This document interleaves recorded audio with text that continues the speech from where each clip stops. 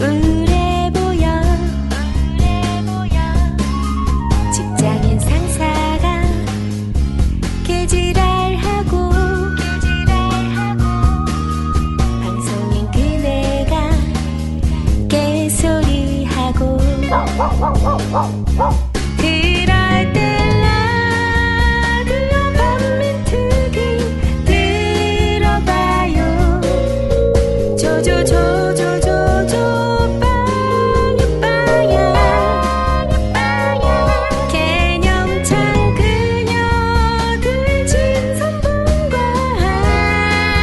함께 우울한 기분은 날려버려. 슈 족같은 세상 바꾸는 그날 진입하지 새끼들 꽈배기 만들어 라디오 반민특위 진선분과 함께 소맥 한잔해요. 라디오 반민특위 진선분과 함께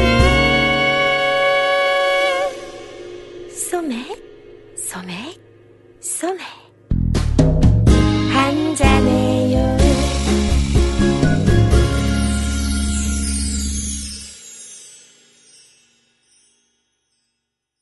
국정원에 그래서 족보를 알아봐야 되는데 그 족보는 개족보다라는 거고, 지금 국정원 개혁 얘기하시는 점잖으신 분들이 있는데 국정원은 보자 과연 뭐 일단 개혁해야 되는지 어떻게 해야 과연 개혁 되는지. 가능한 곳인지 이를 한번 보자는 거죠. 그래서 일반적으로 국정원의 업무 역대 대대로의 이제 이름들을 살펴보면 실제 뭐 영역들은 다양하게 구분할 수 있어요. 뭐 인권 유린이고 또 뭐 정권 유착, 뭐 정권과의 유착 관계들을 만들어내서 뭐 선거에 개입하는 사건들이나 또 뭐 이 정권이 대단히 위기에 처했을 때 정세 반전을 노리기 위한 여론 조작을 한다거나 또 한편으로는 뭐 정적을 제거한다거나 이런 여러 가지 다양한 업무들을 해왔습니다. 이것들이 영역금을 뭐 선거 개입이니 뭐니 다 해봤자 이거 다 국내 정치 개입이라는 거예요. 국내 정치 개입이 속에서 이 하나의 대거대한 정권 안보 기구로, 사실 국가 안보 기구라고 표현이 되고 있지만 실제로는 태생부터가 정권 안보 기관으로서 출발을 했다. 이렇게 그래서 보시면 지금 될 것 같아요. 뭐 말씀하신 한 일들을 보면 긍정적인 건 하나도 없잖아요. 근데 사람들의 인식 속에는 정상국가면 늘 누구나 있는, 어느 나라에나 있는 정보기관, 국가 정보기관으로 알고 있지만 사실상 그러지 않았고, 한국 언론들도 굉장히 좋아하는 그 워싱턴 포스트 같은 경우 있잖아요. 한국 언론도 좋아하고 한국 정치권도 좋아하는, 여기서는 국정원이 정치적 선동꾼이 됐다라고 표현을 했어요. 근데 국정원 정치적 선동꾼이 이제 된 게 아니에요. 워싱턴 포스트 잘 아시겠지만. 그렇습니다. 그래서 실제 이 국정원의 전신은 대체적으로는 중앙정보부로 알고 계세요. 네, 훨씬 더 그 전에 전신이 있었다라는 것을 살펴보겠습니다. 실제 이 정보기관은 이 뭐 경찰에도 있고 지금 말하는 국정원이라는 이런 조직도 있고 군기관도 있어요. 네. 근데 실제 출발은 어디서부터 했냐면 군기관에서 출발했다. 이렇게 보시면 되고, 이 60년대 분화됩니다. 그래서 이 총리실 기구였다가 이 국가기관으로 전화되는 이 한 측과 군기관으로 정보기관으로 분화되는 측면, 이걸로 60년대 나오는 거거든요. 근데 그 출발이 아까 이제 군의라고 했다라는 지점 보시면, 일단 1945년 11월 13일 군정법령 제28호에 의거해서 사실 남조선 과도정부에 국방사령부가 설치되면서 정보과가 편성이 됩니다. 이 한 축이 있고, 당시 또 뭐죠? 그 시기에 미 군정 시기잖아요. 미 군정의 계획에 의거해서 남조선 국방경비대가 창설이 되죠. 그때 정보과가 편성이 됩니다. 그래서 두 개가 존립이 되고 있었던 상황이에요. 그 여명의 눈동자에서 막 그 박상환이 일하던 그런 데 아니야? 이런 과정에서 사실 이 국방경비대가 조선경비대로 이후에 계층이 되면서 그 조직이 점차 강화되고 그러면서 47년 6월 1일 이 정보처를 창설하면서 정보 업무에 더더욱 박차를 가하죠. 근데 이때 어떤 계기로 해서 더욱더 확대되냐면 4.3입니다. 이 4.3 항쟁을 통해서 이 정보 조직 강화에 더더욱 힘을 기울여야겠다. 이런 데 못을 받고 가죠. 이런 과정에서 바로 이 미 제971 CIC로부터 방첩 업무를 이건 받습니다. 그래서 이들은 지금까지 이렇게 얘기를 해요. 자기네들이 어떤 기능을 하고 있는가라고 했을 때 적극적 기능과 소극적 기능으로 분리해서 제시를 하더라고요. 네. 적극적 기능으로는 간첩 및 오열 적발 처리, 태업, 선동 및 파괴자의 적발 분쇄, 이적행위의 적발 처리, 반국가 및 반군 음모자의 적발 처리, 이게 적극적 기능이에요. 소극적 기능으로는 군사첩보, 인원, 문서 및 시설에 대한 보호, 군과 관련된 민간 시설의 보호, 방첩 사고, 미연 방지, 이런 식으로 얘기를 하고 있지만 실제 우리가 역사의 과정에서의 사건들을 보시거나 우리가 지난 시간에 민간인 학살을 봤었잖아요. 그때 군 기관이 어떤 역할을 했었는지 아시면 이들의 업무가 무엇이었는지를 확인할 수가 있죠. 이런 과정을 보시면 이후 이제 육군 정보국에서 50년대 정보국에서 분리해서 아예 특무부대를 만듭니다. 이 특무부대가 되고 60년에 방첩부대로 되죠. 그래서 이 특무부대의 대표적 주자가 누군지 아시죠? 안두희. 김창룡이죠. 예. 김창룡은 수화가 안두였고, 예. 이거 보면 이들의 업무가 무엇인지는 제가 굳이 얘기하지 않아도 파악이 되실 것 같습니다. 근데 이런 군 기관에서 주 업무를 하다가 아까 말한 대로 60년대 분화가 되는데 이 안기부의 전신이 있었어요. 장면 정부하에 중앙정보연구위원회와 시국정화운동본부라고 해서 국무총리실 산하의 정보기관이 있었는데 사실 장면 정권이 기간이 짧았잖아요. 네. 그러니까 역할을 제대로 할 수가 없었죠. 이후 탄생한 것이 바로 중앙정보부입니다. 그 유명한 중앙정보부. 이게 이 구테타 세력이 세 번째 법을 만들어서 낸 것이 바로 중앙정보부거든요. 그만큼 중요한 구테타 세력이 중요하게 봤던 기관이 바로 중앙정보부라는 거. 기가 막힌 독재 감각이에요. 나는 그렇습니다. 이건 정말 이게 박정희가 아니면은 할 수 없는 일이라고 봐. 이거 정말 기가 막힌 타고난 독재자의 어떤 이런 동물적 감각이 아니고는 할 수가 없는데 61년 5.16 쿠데타를 하자마자 사실 한 달도 되지 않아서 중앙정보부 법을 만들어버리지 않습니까? 중앙정보부를. 그렇죠. 국가기관이 지금 아직 안정도 안 된 상태야. 그렇습니다. 근데 중앙정보부부터 만들어. 예. 그래서 세 번째, 앞에는 비상사태법, 비상조치법, 최고회의법, 이거였던 거고, 자기가 이제 정부를 만들려고 했던 비상기구로서 있었더라면, 그것을 물리적 힘으로 보탬이 되도록 만들기 위한 법이 바로 중앙정보부법이었고 그것을 바탕으로 만든 것이 바로 중정이라고 이름 짓는 중앙정보부죠. 김종필. 그렇습니다. 근데 이 중앙정보부가 무소불위의 권력기관이잖아요. 사실 이름이 안기부로 바뀌고 국정원으로 바뀐다 한들 이 전신인 이 시대 이 역할이 그대로 이어지는 거잖아요. 어떤 기능을 가지고 있었냐면 국내 정보사항 및 범죄 수사를 할 수 있는 막강한 권한뿐만 아니라 군을 포함한 정부 각부 정보수사 활동을 조정 감독할 권한까지 가졌어요. 최고 권한인 거죠. 그래서 정보부장은 정보수사에 관해서 다른 기관 소속 직원을 지휘 감독할 수 있었고 중정수사관은 범죄 수사권을 갖지만 검사의 지휘는 받지 않았습니다. 또 필요하면 언제든지 전 국가기관으로부터 필요한 협조와 지원을 받을 수 있도록 보장이 되었다고 하네요. 근데 이 정보부가 단순히 구테타 세력으로만 만들어졌는가가 아니라는 거죠. 바로 아까 말한 듯이 김종필을 주축으로 한 6.4 8기생의 현역 군인뿐만 아니라 바로 일제시대의 정보경찰 그리고 특고 출신 그리고 일제시대 경찰로 수사 취조 고문기술자 이 사람들이 모두 다 합세된 곳 한 곳으로 모여 있었던 곳이 바로 중앙정보부다. 그러니까 그 면면을 보면요. 전혀 정보기구로서의 목적 지향성이 없었어. 그렇습니다. 포갑기구로서의 목적은 있었을지 모르겠지만 그 전에 이제 중앙정보부의 전신이라고 얘기할 수 있는 그 특무대나 방첩대 같은 경우에 했던 아까 얘기했던 그 적극적 역할 있잖아요. 그렇습니다. 소극적 역할은 난 거의 안 했다고 보고 그거는 지들이 말을 붙인 걸로 봐서 또 안 했다고 제가 봐도 보고 그래요. 적극적 역할이라는 걸 보면은 뭐냐면 전부 국민 통제야.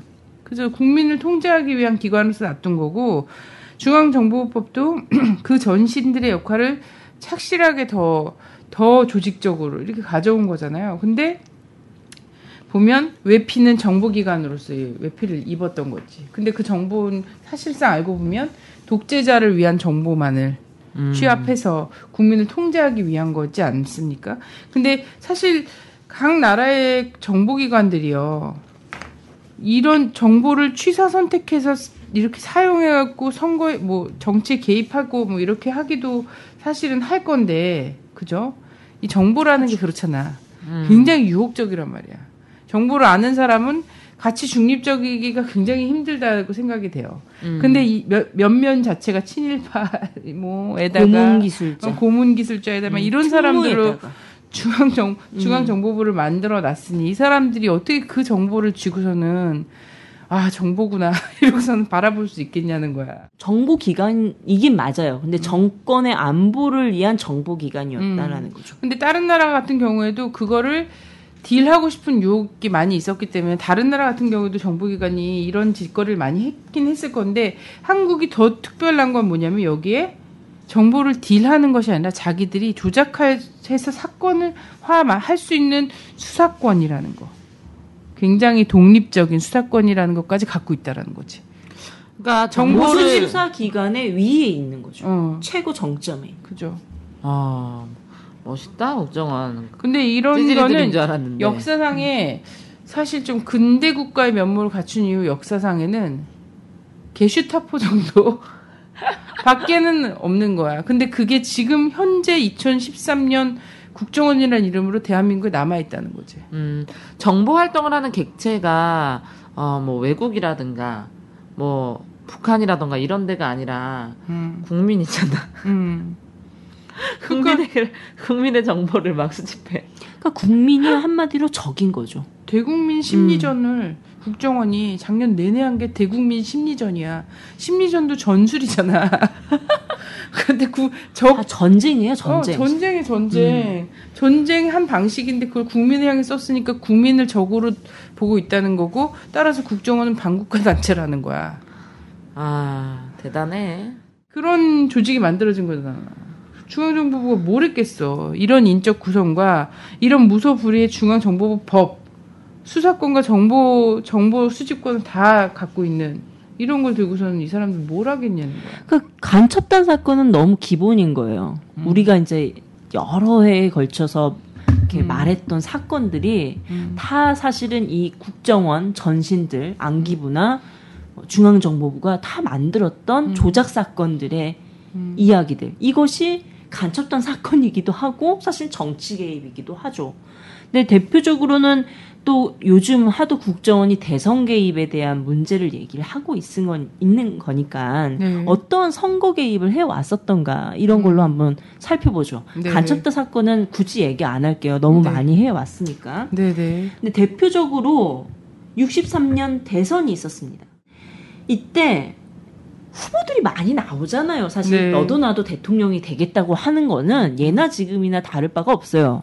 그러면 이 후보들이 사퇴를 하면 안 되는 거야. 특히 야당 후보들은. 왜? 표를 나눠 가져야 되기 때문에. 1대1 구도가 되면 암담하지. 그렇죠. 그래서 당시 5대 대선 63년이에요. 네. 6명의 야당 후보가 출마를 했는데 이때 중앙정보부가 이들의 후보 사퇴를 막기 위해 요원들을 동원해서 하지 말라는 사퇴를 하지 말라는 편지를 후보 당사자들에게 보내는 작업들을 했습니다. 네. 그래도 편지 작업. 점잖았다. 한 예죠. 네. 그리고 또 71년 대선 이게 마지막으로 대통령이 되겠습니다. 라고 했던 뽑아달란 말은 앞으로 하지 않겠습니다. 다시는 그런 말 했죠. 사실은 네, 그렇게 지켰잖아 됐죠. 그거. 예. 사실 근데 이게 풍년 사업이라고 네. 일컬어지거든요. 네. 근데 이때 당시 풍년 사업은 최근 이게 이제 국정원 진실이 사건 이전까지는 네. 이 풍년 사업이 유신을 만들기 위한 사업이었다. 유신의 작업이었다라고 하지만 사실은 이제 대선 71년 대선 때부터 유신 때까지 쭉 이어온 사업의 일환인 게 이 풍년 사업의 내용을 통해서 나타났어요. 그 하나가 바로 DJ를 낙선시키기 위해서 이 해외 동포 일본의 해외 동포에게 가서 자기 친척들에게 고향에 전화하라는 거야. 전화하게 시켜서 DJ 뽑지 말게. 이런 작업이 이 풍년 사업의 한 일환이었다라는 거. 이게 대표적으로 있죠. 네. 네.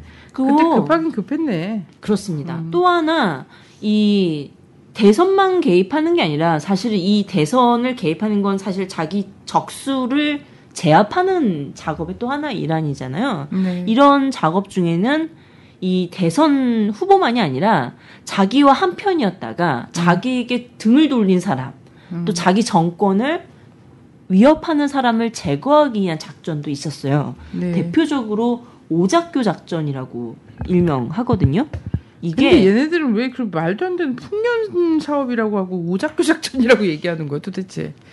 모르겠어. 갖다 왜 붙여? 아무 그러니까 상관도 없는 이게 거. 뭐냐면 이게 암호인데 이 보안 납치 파괴 말소 등의 임무에 대한 암호를 이 오작교라는 작전명을 썼던 것 같아요. 그래서 해외에 피신 중이거나 망명 또 체류 중인 박정희 정권에 반대한 인물들을 납치 암살하는 것이 주 내용이었죠. 아 김영욱 씨가 그럼 예, 오작교에 그래서 걸린 거죠. 예, 무섭다. 이 오작교 작전을 진술한 사람이 있어요. 바로 네. 김영욱이 77년 6월 미 의회에 출석해서 증언을 했고 네. 두 번째로는 바로 외무부 장관이었던 최덕신이 11월 달에 바로 이 진술을 하면서 이 오작교 작전이 알려졌죠.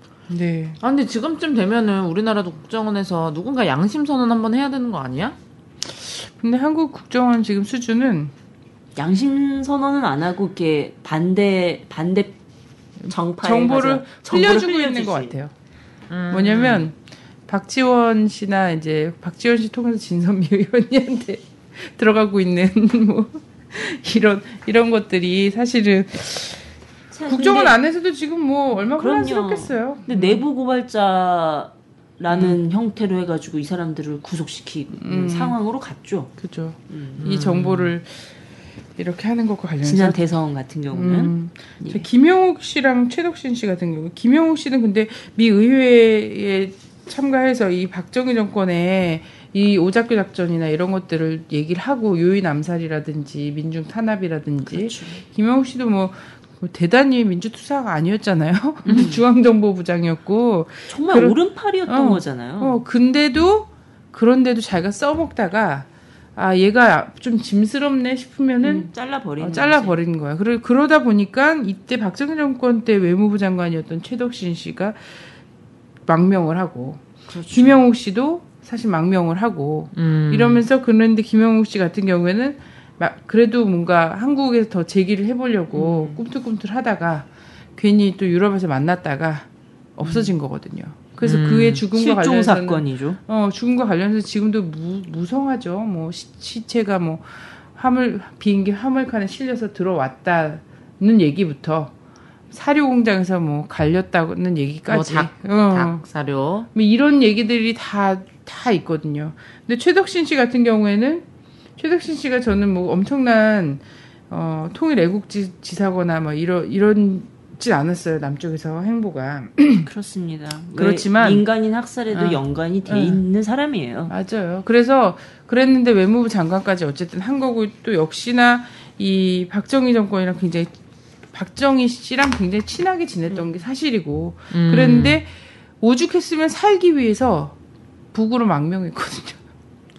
북으로 망명했어요. 네, 저는 뭐 여러 가지 이유가 있겠지만 정말 마지막 피신처 그때 당시에는 미국이 되게 크게 보였겠지. 근데 미국으로 갔는데도 안 되는 보호받지 거였지. 못한다라는 사실을 알고 그럼 갈 수 있는 곳이 어디였었겠는가라고 판단이 딱 거기밖에 없었다라는 생각이 좀 들더라고요. 그래서 그 사모님이 지금도 계세요, 북에.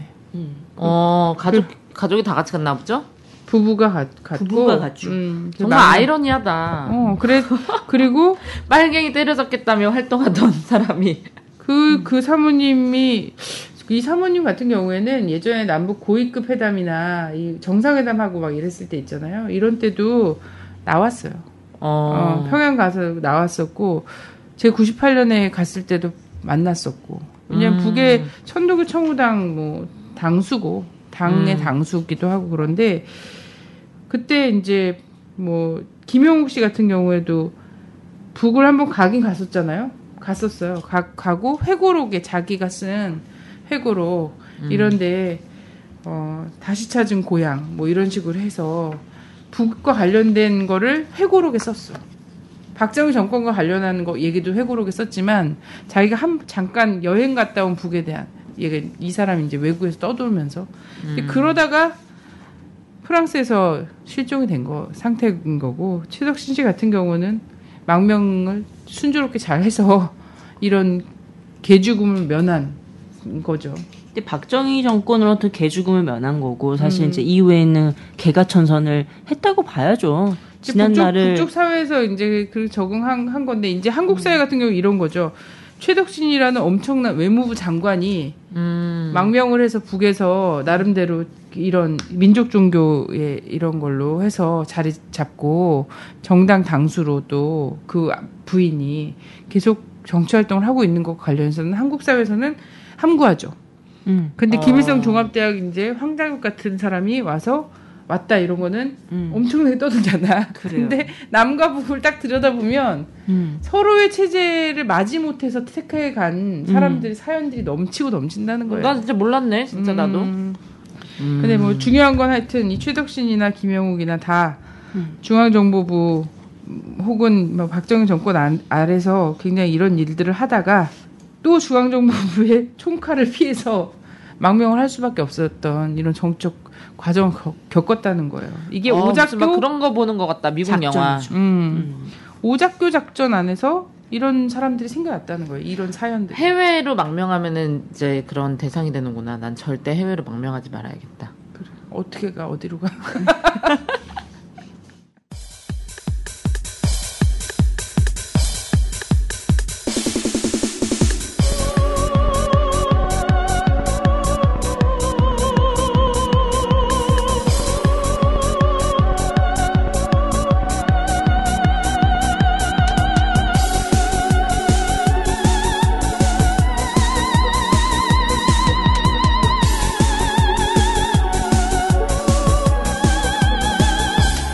나에게 국가보안법과 안기부를 빌려준다면 한 달 안에 한나라당 간첩단 사건 만들 수 있지.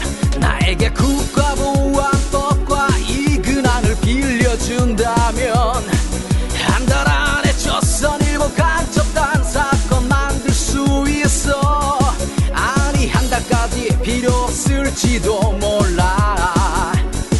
저들이 했던 대로 무조건 잡아다가 칠성판에 묶어 전기 고문하고 물 고문도 하고 통닭구이하고 비녀 꼬지만 하면 여의도 주름 잡던 국회의원님도 쿠데타 선동하던 어떤 아저씨도 보안법 폐지 반대 외치던 아줌마도 빨갱이 간첩이 되지. 나에게 국가보안법과 안기부를 빌려준다면 한 달 안에 한나라당 간첩단 사건 만들 수 있지. 나에게 국가보안법과 이 근황을 빌려준다면 한 달 안에 조선일보 간첩단 사건 만들 수 있어. 아니 한 달까지 필요 없을지도 몰라.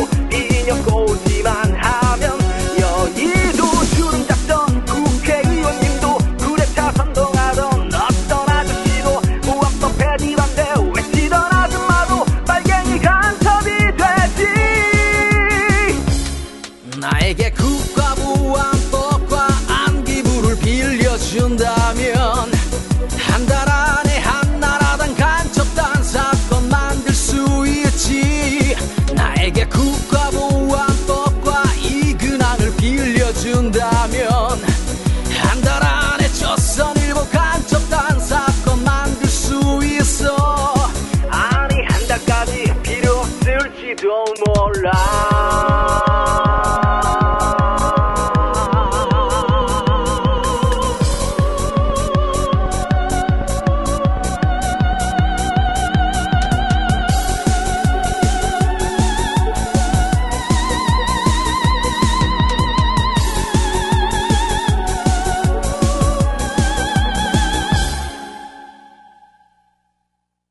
(61년도) 5.16 쿠데타를 한 후에 국가재건 최고위원회를 거쳐서 중앙정보부를 만들었잖아요. 네네. 전두환은 80년에 국가보위 비상대책위원회를 만들고 또 나서 따라하시죠. 예, 안전기획부를 만들죠. 안기부. 네. 이 안기부를 만들면서 했던 또 하나 이제 이 시대의 대표적인 또 대선 조작은 무엇이 있었나? 뭐 칼기는 기본이죠. 네. 칼기는 기본이고 사실 상록 사업이라고 있었어요. 이 상록 사업 이것도 공장명인데 이 뭐냐면 굉장히 안기부가 좋아해 녹색 예. 사업. 특정 단체에서의 시국 강연 그리고 노태우 후보 지원 요구. 특정 단체에서 시국 강연하면서 노태우 후보를 지지해달라. 이런 이제 사업들을 하고 또 안기부 직원만이 아니라 그 가족들까지 대동해서 선거 운동을 벌였어요. 아우. 예. 그리고 사업장 근로자 득표율 재고 대책 등을 담은 문건들을 만들어서 이 선거 조작을 하기 위해 여러 활동들을 해왔었죠. 이게 대표적인 상록 사업입니다. 그렇다면 이게 87년에 대선이 있었고 안기부는 그 이후로도 쭉 가잖아요. 네. 92년도에도 있었죠. 어떤 네. 있었냐면 92년도 대선에는 김영삼이 등장하잖아요. 네. 이 김영삼의 뭐 여기서 대표적인 간첩단 사건은 뭐 남한 조선 노동당 사건이 있었는데 초원 복집 사건이 있었어요. 네네. 이 초원 복집 사건은 당시 김영삼, 김대중, 정주영 이렇게 나왔었죠. 네네. 이 정주영이 이제 터트린 사건인 건데 사실은 근데 뭐냐면 초원복집 사건은 92년 12월 11일 정부의 기관장들이 다 부산의 초원복집에 모여가지고 이 14대 대선에 영향을 미칠 목적으로 지역 감정을 부추기자 이런 모의한 것이 바로 정주영 팀의 도청에 의해서 발각된 사건이거든요. 근데 당시 참여한 사람이 누구냐면 김기춘 법무장관. 아이고, 당시 지금 직책입니다. 쟁쟁하죠.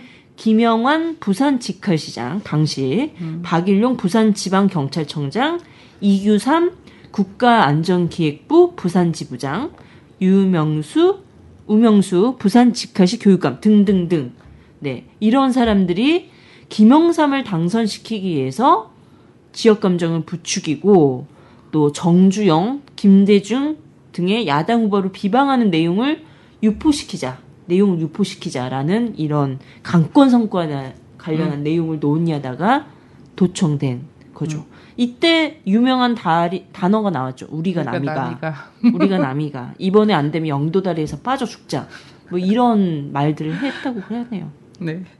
그때 영도다리가 아니, 근데 전국적으로 떴습니다. 그리고 요즘에 네. 이렇게 약간 또 그런 거를 아주 심오하게 이렇게 파시는 분들이 있거든요. 그래서 약간 좀 이제 워낙 당하셨으면 그러셨을까 싶은데 이게 우리 소위 말하면 좀 죄송하지만 음모론이라고 하죠.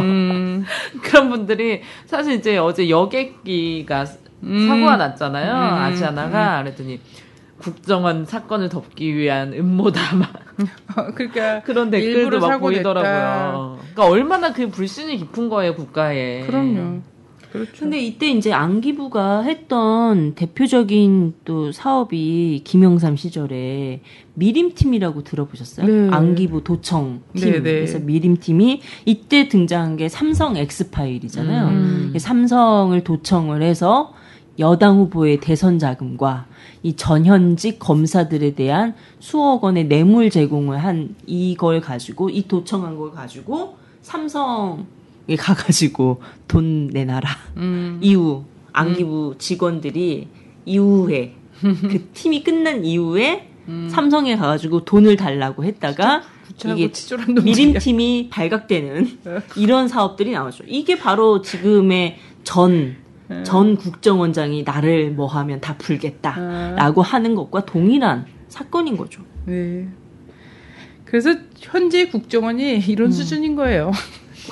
이게 태생을 못 속인다는 거지 이거는 정말 어처구니가 없네. 태생적 국정원의 라디오 반민특위를 사찰하는 팀도 있을까? 열심히 듣고 있다고. 주권방송의 방송을 열심히 듣고 있다고. 주권방송 압수수색한 후에 주권방송 대표님이 대공분실인가 한번 갔었잖아요. 네. 소환조사 갔었거든. 그랬더니 방송 잘 듣고 있다고 인사를 전하더랍니다. 더 재밌게 만들겠습니다. 그래서 우리가 상당히 들어줄걸요? 막 이런 식으로 얘기를 했다고 그러더라고. 라디오 반민특위 카페에 반은 국정원 아니야?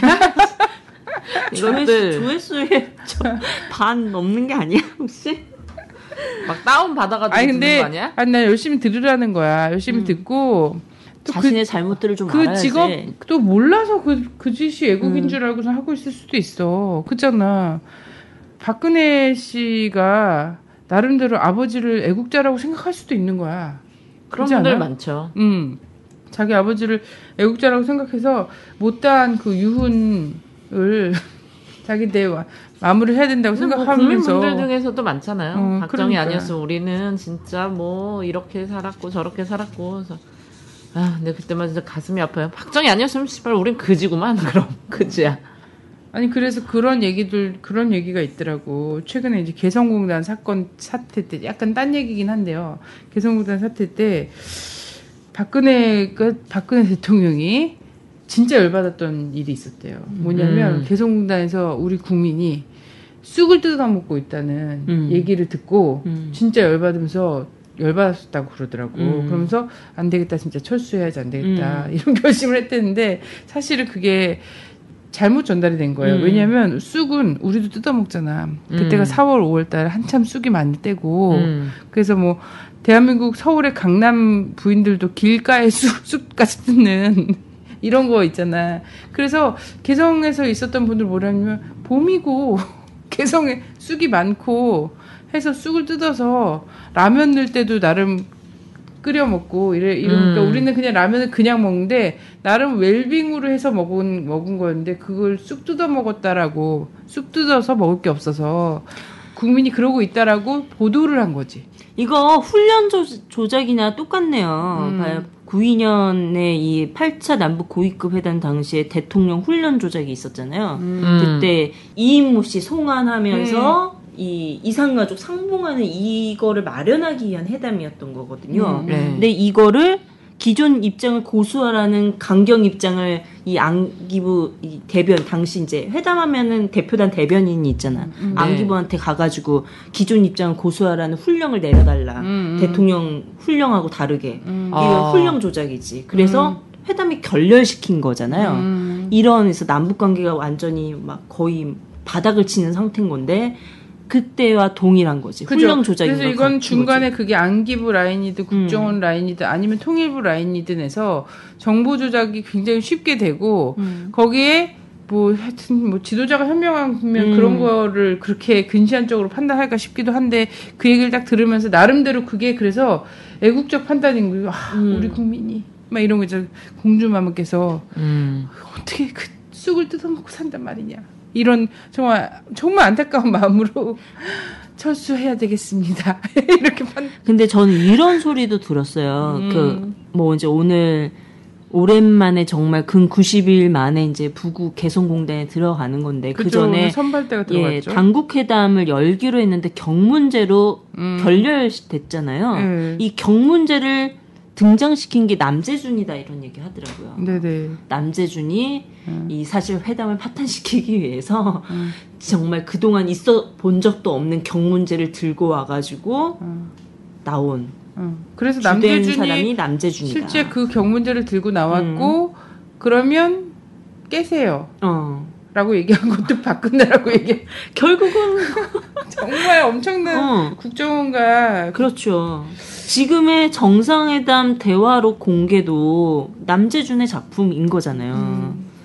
남재준과 뭐 그 전에는 이제 원세훈과 뭐 정문원과 뭐 쿵짝쿵짝 재밌는 얘기 해줄까? 그 대화록 그 공개 관련해서 하태경 씨가 또 하태경이 오랜만에 내가 또 그분 뭐 하시나 봤지. 박근혜를 비판하고 있더라고. 이 대화로 까면 안 된다. 이거는 국익에 도움이 안 되는 일이다. 맞아요. 주변 사람들이 멍청한 짓 하는 거다. 막 이런 소리 하고 있던데. 그랬더니 또 그 밑에 댓글이 이 새끼 종북이다. 위장 전향한 거였다. 막 이러면서 달리나? 근데 사실 이제 국정원의 대선 개입 문제로 사실 이제 NLL을 등장시킨 거고, 그래서 정상회담 대화로 공개라는 정말 사상 초유의 일들이 벌어진 거잖아요. 근데 저는 사실 박근혜 정권이 위기에 처했기 때문에 결국은 이 공안을 조장을 한 거잖아. 사실 언제나 최고의 위협에 등장하면 간첩단 사건을 만들어서 부풍을 만들잖아요. 사실 노무현 대통령을 간첩을 만든 거잖아. 이 국정원이. 근데 이 사람들 지금 논리가 끝에 가서 뭐냐면 NLL을 지키는 여야의 공동선언 내지는 문건을 만들어서 해결하자. 이런 뉘앙스를 자꾸 내고 있다라는 거예요. 뭐 이게 이제 출구 전략이냐 뭐냐 박근혜의 지시네 뭐 이런 식으로 나오는데 저는 결국 이 NLL을 등장시킨 이유가 기본은 박근혜를 지키기 위한 꼼수이기도 하지만 좀 멀리 내다봤으면 좋겠다라는 게 향후에 중요한 한반도 회담이 열리잖아요. 네. 한반도 회담은 평화회담이 될 건데 그때 평화회담의 의제 중에 하나가 정전협정 때 해결하지 못한 서해에서의 해상경계선 문제거든요. 그럼 이 문제가 등장할 수밖에 없는데 NLL을 여야가 지키겠다라는 입장을 고수를 발표하자라고 하는 것은 분단 국가로 영원히 남겠다라는 이 노림을 가지고 지금 펼치고 있는 과정 아니냐. 그래서 끝내 평화회담을 파탄시키려고 하는 거 아니냐. 이런 측면 하나. 예, 그런 생각이 하나 들고 이걸 가지고 계속 북한도 발목 잡고 미국도 발목 잡아서 계속적인 전쟁 상태로 남고자 하는 이런 의도가 결국은 이것은 자신의 기득권 유지로 매몰되는 거잖아요. 돌아오는 이것을 지금 두 가지 다 노리고 가는 거다. 이런 생각이 맞는 것 같아요. 그러니까 통일 그렇게 죽기보다 싫은 새끼들이 어떻게 그렇게 있을 수가 있냐 진짜. 우리의 소원은 통일이라고 그렇게 가르쳐놓고 지들은 그렇게 싫어하고 그래갖고 이 우리 진님의 해석이 정말 타당한 부분이 있는 게 어제 그 국정원 보고서는 자체 개혁하라고 말씀하셨잖아요. 청와대 안방마님께서. 근데 그러면서도 끝에 가서 뭐냐면 NLL과 이런 거 국정원 문제가 자꾸 정쟁화되는 게 바람직하지 않다. 그러면서 또 NLL은 뭐야 목숨을 바쳐서 지킨 선이다. 이거에 대해서 부정하지 말고 이제 여기서 입 닥쳐라 이런 거잖아요. 그러면서 이제 NLL을 공동 사수하겠다고 결심만 하면 되는 문제지 그거 갖고 논쟁을 왜 하냐 이런 거잖아. 그리고 여야가 합의해라.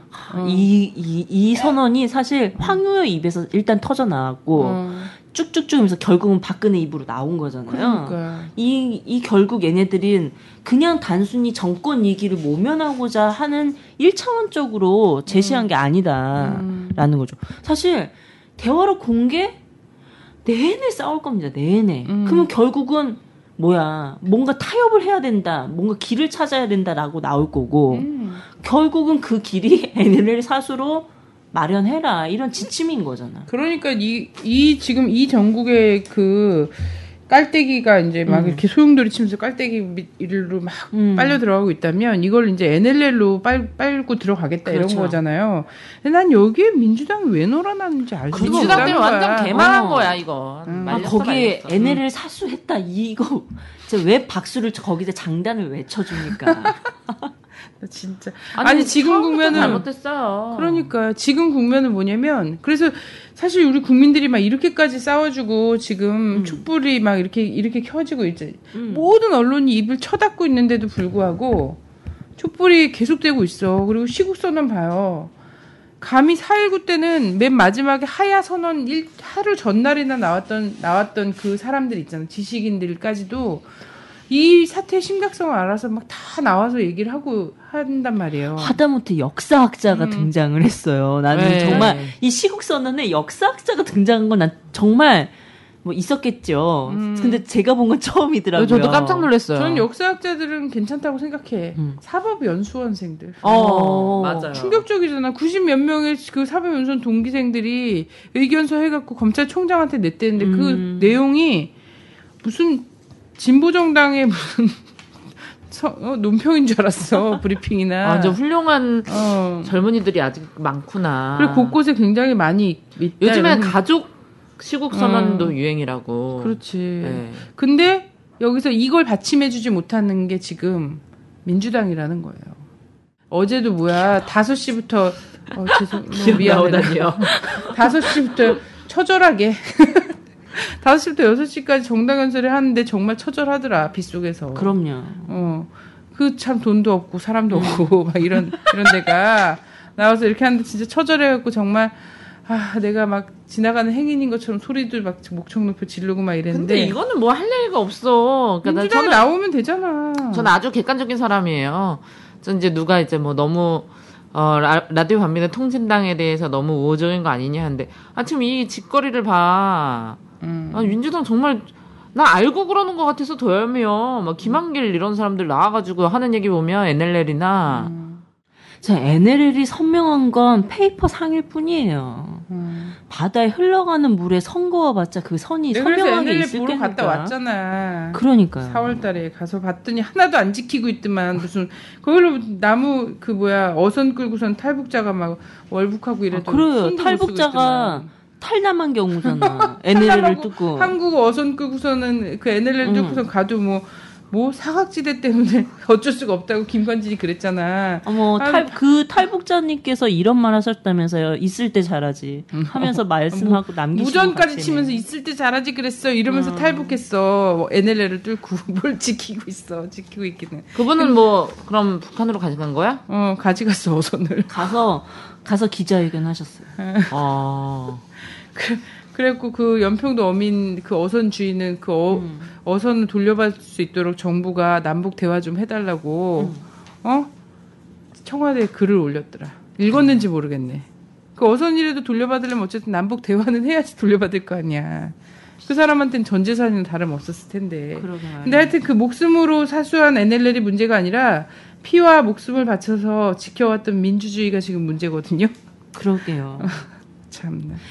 어떤 분이 페북에 이런 말씀을 쓰셨더라고요. 우리는 지켜야 할 NLL이 아니라 DLL이 있다. 민주주의의 마지막 노선이 있다. 이걸 지켜야 한다 지금. 그런 말씀들을 그리고 많이 하시더라고요. 사람들은 어쩜 그렇게 멋있게 말을 잘하지? 아니 난 진짜 이상해. 북방 어쨌든 지들이 얘기하는 북진통일 흡수통일을 하려고 해도 북방 한계선은 무력화해야 되는 거잖아. 그래서 저는 여기서 박근혜 대통령이 이야기하는 국제화가 대단히 의미심장하다고 보는 거죠. 분단 국가로 영원히 남고 남과 북은 그냥 국가 대 국가의 관계로 만들고자 하는 이것이 지금 하나로 다 연결되어 있는 거다. 연장선 속에 있다. 그래서 이 말 단어 하나하나가 정말 세심하고 놓치지 않고 봐야 될 지금의 형국인 것 같아요. 그래서 이 국제화, 아예 분단 국가가 아니라 그냥 한반도에는 두 개의 나라가 있다라는 거를 딱 기정사실화해서 이게 국가와 국가의 관계를 만들어 가겠다는 거잖아요. 특수관계가 아닌 상태로 간다는 건데 이게 또 의미심장한 한 얘기 중에 또 하나가 뭐였냐면 개성공단을 맞습니다. 재가동을 얘기하면서 박근혜 씨가 뭐라 그랬냐면 외국 기업들이 들어오면 된다는 거야. 그게 정상화의 기본 조건이다라고 얘기하는 게 지금 1년 선상에 다 있다는 거죠. 남북 관계를 통일 관계로 보는 게 아니라 개성 자체도 그냥 하나의 그냥 국제 특구처럼 만들어 버리려고 하는. 그리고 사실상 아니면 뭐 흡수통의 전촉이지. 그래서 이명박이 밑밥을 깔아넣고 박근혜가 그것을 시동을 열심히 걸고 있고 또 어제 뉴스에 보니까 이 정부 이후에도 10년은 더 해야 공고해진다 이런 말은 했잖아요. 이게 딱 수순이다. 나라가 무슨 내가 그랬고 야 지금 반백년을 집권하고도 아직도 나라가 반석에 못 올라가셨으면 당신들이 문제 아닙니까? 정말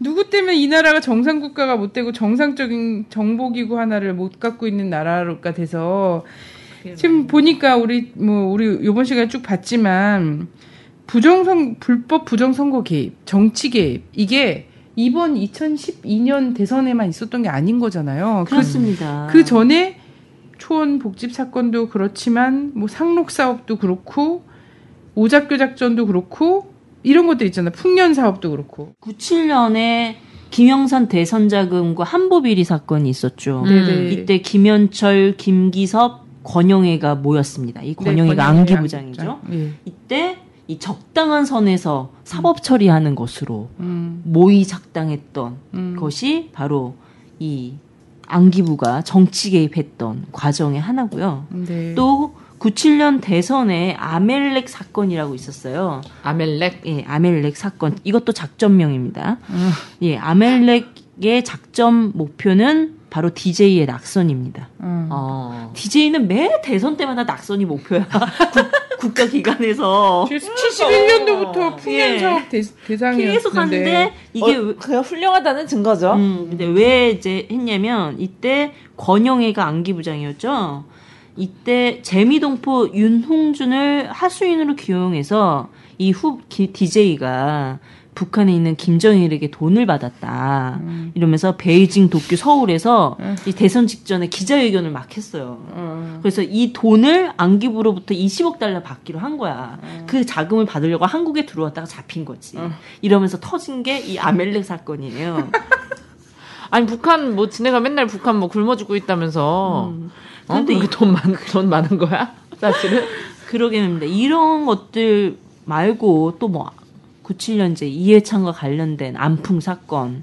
사실 이 안풍은 안기부 자금이 아니라 김영삼이 쓰다 남은 대선 자금을 안기부에다 예치시켜 놓은 자금을 신한국당이 받으려고 했던 사건의 하나였던 거죠. 이런 사건들이 비일비재했습니다. 야, 근데 그럼에도 불구하고 국정원은 아직까지 있는 거잖아. 이렇게 어마어마한 군기 문란들을 계속해서 자행하면서도. 그게 김대중 정부와 노무현 정부의 저는 결정적 한계다. 저는 이렇게 봐요. 그렇게 자기 자신을 향해서 김대중 대통령 향해서 사실 71년부터 뭐 대선 후보 떨어뜨리는 거야 뭐 그렇다 쳐. 근데 납치 사건 정말 죽을 뻔했던 일들이 비일비재했잖아요. 그리고 사형 선고를 받았잖아. 그랬는데 이 라인을 끊지 못했어. 국정원이 사실 97년에 국정원의 이 모든 기획은 어긋난 거잖아. 정권 교체가 됐잖아. 그렇죠. 지금까지는 다 성공했는데 97년부터는 망한 거거든. 그리고 2002년에도 한번 또 망한 거지. 그렇죠. 그때도 사실 노무현 당선을 위해서 국정원이 음모와 이렇게 했겠어요. 줄타기를 했겠지. 물론 줄타는 사람들은 있었을 거고 뭐 분화된 사람들도 있었겠지만 그렇지만 이회창 편에 서 있는 사람들이 굉장히 많이 있었던 거고 그럼에도 불구하고 노무현 대통령이 된 거지. 그러면서 보다 첨단적인 최첨단의 부정선거 수법을 동원을 해야 되겠다라는 반성과 혁신 속에서 나온 것이 2012년 대선인 거지. 그러니까 얘네들은 자체 개혁하세요. 혁신하세요라고 얘기하면 이런 식의 혁신을 한다는 거야. 아, 이제는 이렇게는 안 되겠구나. 기회는 많이 줬어요. 또 걸리지 말아야지 뭐 이런 거. 더 걸리지 않고 더 완벽하게 하려면 뭘 할까? 어나니머스를 수입해서라도 뭘 할까? 막 이런 생각들을 막 할 애들이라는 거예요. 그래서 어나니머스가 언제부터 그렇게 한국에 관심이 많아졌지? 아니 그건 뭐 저는 국정원과 일베의 또 다른 이름이라고 생각해요. 얘기하는 한국 어나니머스. 저도 그렇게 생각합니다. 왜냐면 하는 짓이 똑같고 표현과 사상의 자유를 전혀 엄호하지 않더라고. 속상해요. 보니까 옛날에 나한테도 막 그런 트윗 많이 왔었거든요. 뭐 북한에서 돈 받아서 한다 이런 게 아니라 이정희가 대주고 있다. 돈을 주권 방송에. 빚이 몇 억이시 마이너스 몇 억이라서 우리 분이가 훨씬 부자예요. 그 집보다. 제가 아는데. 뭐 이런 거. 진짜 별로 친분도 없는데. 자, 이거 보면은 그래서 사실 국정원이 될 때는 안기부에서 나름대로 이제 김대중 정부 들어서면서 그렇습니다. 개혁을 한답시고 한 거란 말이에요. 맞아요. 근데 여기는 뿌리가 태생적 한계라고 얘기하죠. 이거는 태생적 한계가 있고 이 안에서 이루어지고 있는 이 혈통이 있어요. 인맥이 있단 말이에요. 인맥이. 그 라인들이 다 있죠. 그래서 여기는 그냥 이걸 놔두고서는 어떻게 개혁을 한다? 법 문구를 좀 뜯어 고쳐서 어떻게 된다? 이게 아니에요.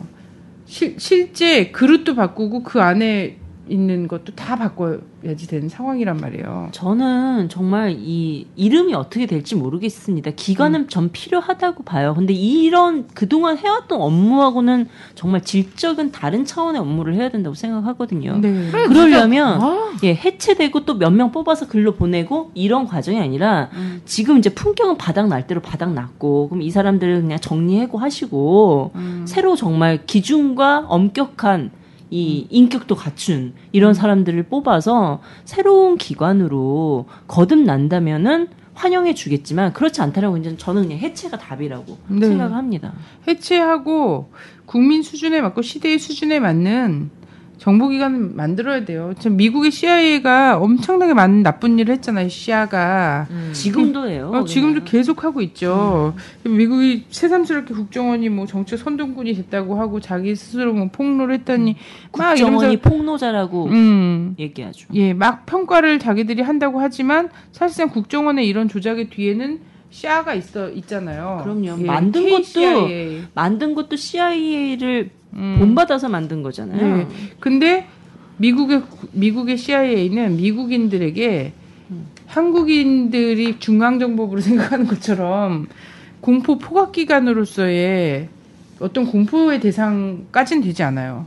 근데 그 외 제3세계 국가들한테는 CIA는 마귀죠. 마귀. 그렇죠.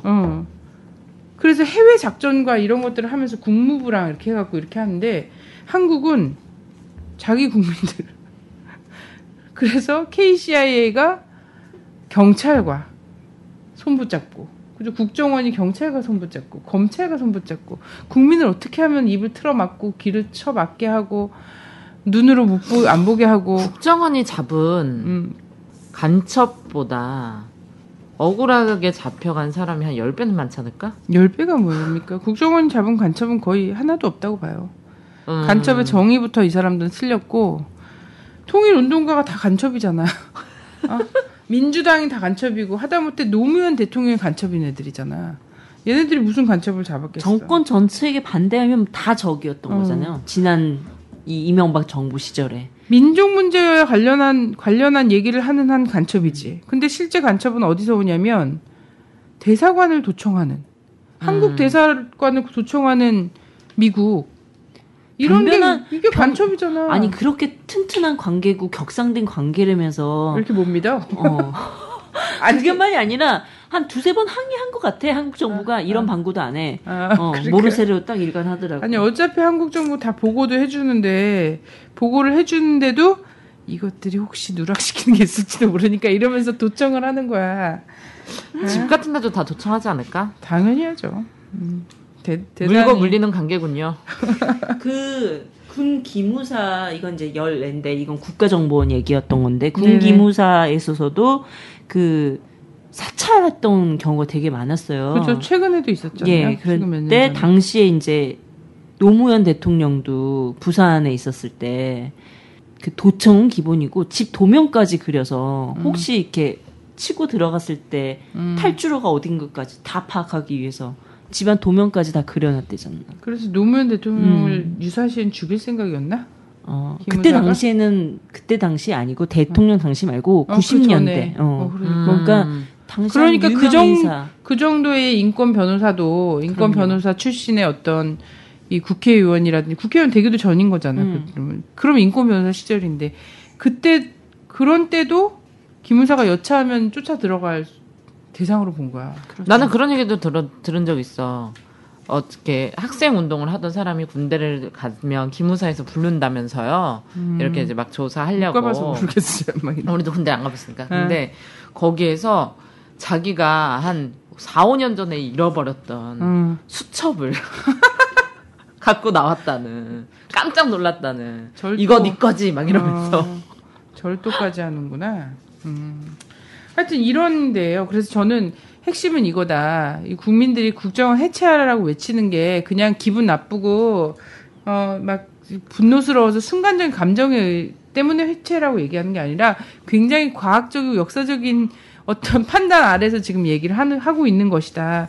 그리고 우리 국민들 그렇게 얘기하면서 촛불을 들고 있는 국민들이 이 온건한 정치인들, 온건자인 척하는 이 정치인들보다 모자라서 이렇게 얘기하는 게 아니다. 오히려 그 사람들보다 어떤 안목이 있냐면 이거 개혁 존치 가능한 정보기관인가 국가기관인가와 정말 해체해야 될 파쇼 포갑기관인가를 구분해 볼 줄 아는 안목이 우리 국민들에게는 있다라는 거예요. 정치인들한테는 정말 정적 언변 속에서 그런 것들이 그런 것들이 잘 보이지 않을지 모르지만 우리 국민들은 얘가 정보기관인지 포갑기관인지 안단 말이에요. 역사를 통해서.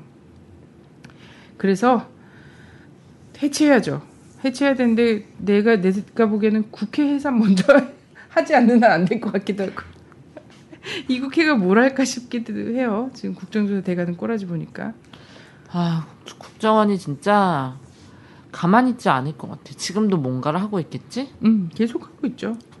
그래서 개혁은 안 된다는 거예요. 최소한 개혁이 가능한 것 같았으면 이쯤 되면 본인들이 나서갖고 잘못했다. 그럼 그게 아니라 있잖아. 원세훈 씨 계속 그러잖아. 나는 내 역할을 할 거 한 거다. 종북들과 싸운 거다. 국정원의 명예를 지키기 위해서 했대잖아요. 남재준 국정원의 명예가 국가의 그 격보다 더 우선이야? 그러게.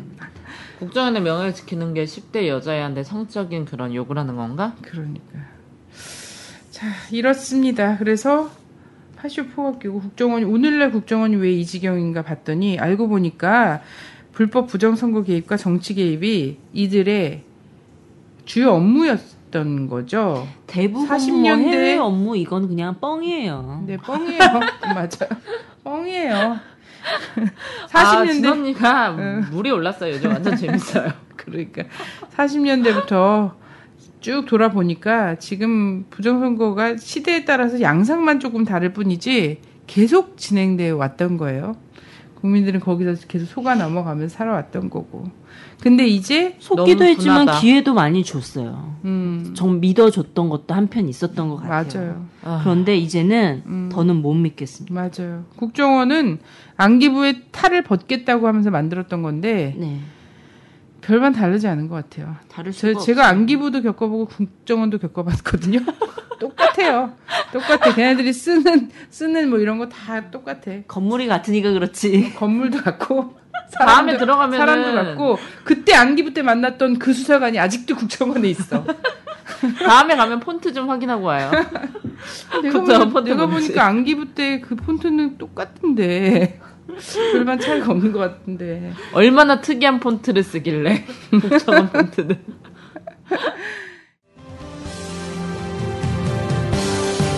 내 눈앞에 나타나 왜 네가 자꾸 나타나 오빠, 이게 뭐야?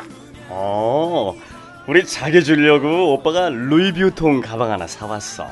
어때? 이쁘지? 오빠, 이런 건 낭비잖아. 난 이런 거 필요 없어. 아유, 왜 이래 우리 이쁜이. 뭐 갖고 싶어? 오빠가 가진 거 돈뿐이야. 말해봐. 아이, 오빠.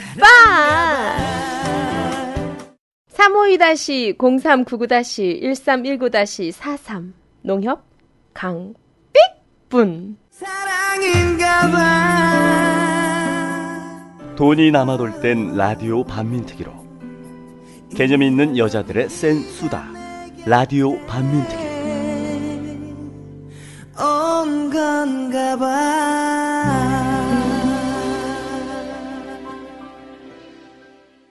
네, 뭐 국정원 진짜 제가 봤을 때는 해체가 답인 것 같습니다. 네.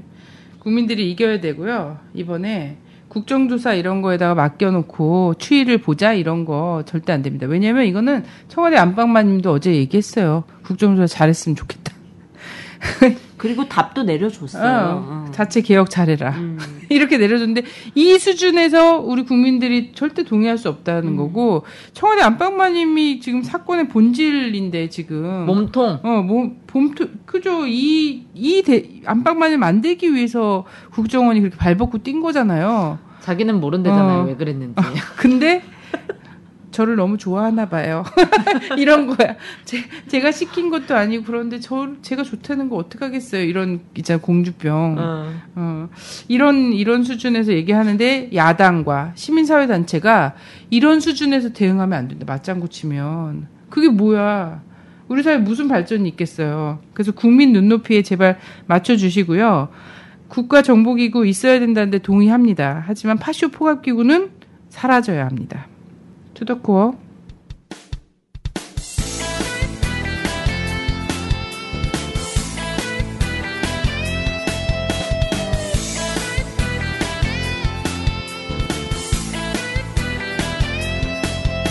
조선일보 서정주 박정희까지 일본 놈의 충성스런 앞잡이일 때 동상 걸린 손가락을 잘라내가며 해방을 위해 싸웠던 건 백성들이다.